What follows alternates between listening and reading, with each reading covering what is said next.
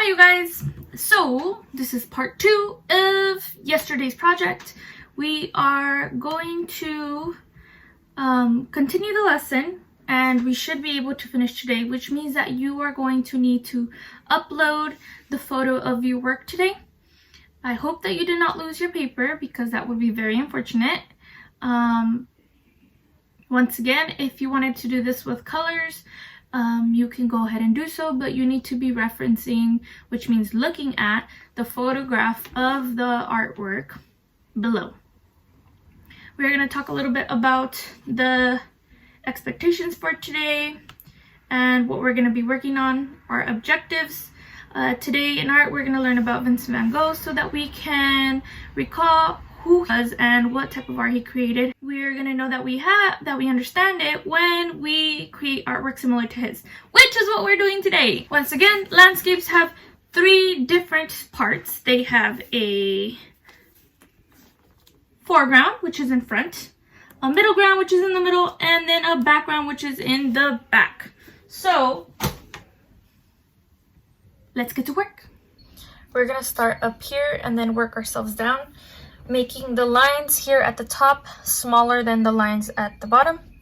So for these ones in his painting, he has some marks that go like this. They kind of go like in a wavy line. They don't go straight across. Then we're gonna work ourselves down. Remember, these are the smallest ones and they get bigger as they come this way. So continue to make your lines just slightly larger as you go down. We're gonna leave this section right here without some of these lines because we want to make the ones here in the border a lot bigger. So let's continue to make this. Okay, now here we're gonna make some really long ones. Okay, now we're gonna do something similar on this side. Before we move on to the other side, we are gonna actually go in here and we're gonna make a separation between this. So the way that we're gonna do that is wherever you have a little line that goes the opposite way, I want you to draw that a little bit darker. Also along the path. So these lines right here of this grass, we're gonna make darker. This very bottom grass is going to be super dark. Okay, now we're going to move on to this side and we're going to do the same thing. Small first and then get bigger as you go down. And then again, same thing. We're going to press really hard here at the edge. And instead, and since the wind is blowing this way, our Wheatfield is going to be blowing that way as well. So make sure to make these dark.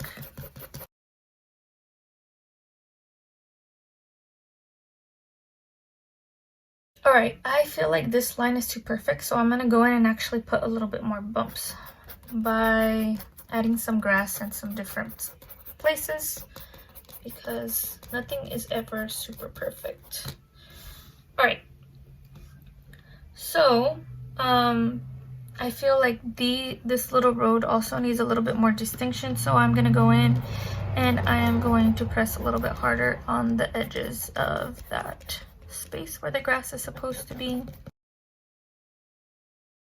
The nice thing about drawing like this is that it does not need to look perfect. If you think about it this way, it's basically a bunch of scribbles and they all come together to create something amazing. Now we're going to do the sky. In the sky, it appears as if there is some crows as well as kind of like 2 circular shapes up at top. I don't know if they're clouds or if it's the moon or if it's, I'm not quite sure what it is. But I also noticed that the marks up at the top kind of go in a circular motion around it. So let's say that, writing lightly, let's say that one of the circles is here and then we have a smaller one over here.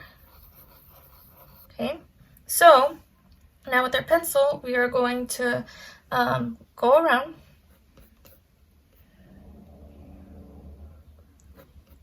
and we want to draw this lighter at the bottom and darker at the top. So we can actually go in and make these very small ones at the end here darker so that there's a distinction between the bottom and the top.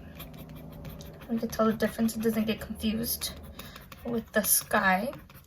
Another thing that's going to help us is that in the bottom, we're all going in one direction. And up at the top in the sky, we're actually going to be going in the opposite direction. So the lines will help make that difference as well. I'm going to put a little bit more down here to kind of blend those two different colors together so it doesn't look too crazy. Alright, so, I'm running out of lead. So now we are going to go, and these lines are actually, I kind of made, it looks similar to a circle here. And these lines can be very, very long. So, let's go up like this. And around this circle. And back up. Same thing here. I'm gonna go kind of like in a circle. Without drawing the actual circle.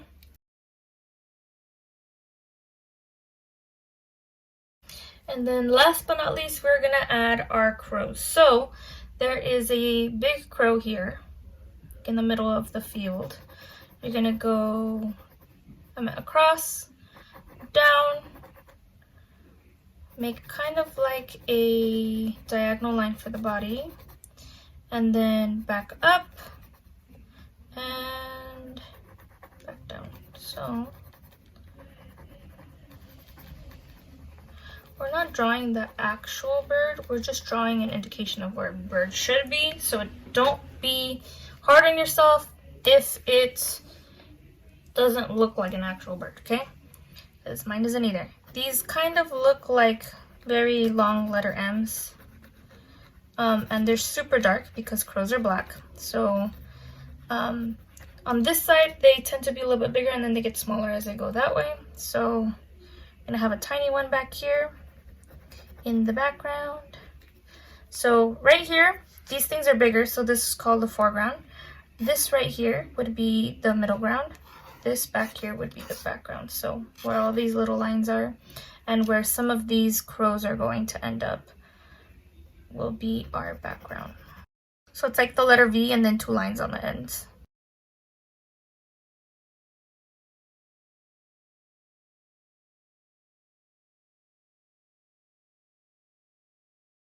So I did not do my birds exactly like the ones in the painting, but it's okay. If you wanted to do this in color, you can do it exactly like this, using the same lines, but using different colors to create the lines. And you would have to look at the actual painting that he created in order to see what colors are appropriate for each section. Then yours might look a little bit similar to this one compared to what we just made. Okay, and I will put a picture of this underneath, and so that you can take a look at it. Alright, so that's all that I have for you today. Tomorrow we are going to be going on a virtual field trip to the Van Gogh Museum in Amsterdam, which I've actually been to and it was absolutely beautiful. There's going to be a video on directions on what to do, but let's not worry about that till tomorrow. I hope that you have a wonderful rest of your day. Please don't forget to submit your work, and I am looking forward to seeing the amazing stuff that you just made. Sending you a big hug, miss you greatly, and see you tomorrow. Peace.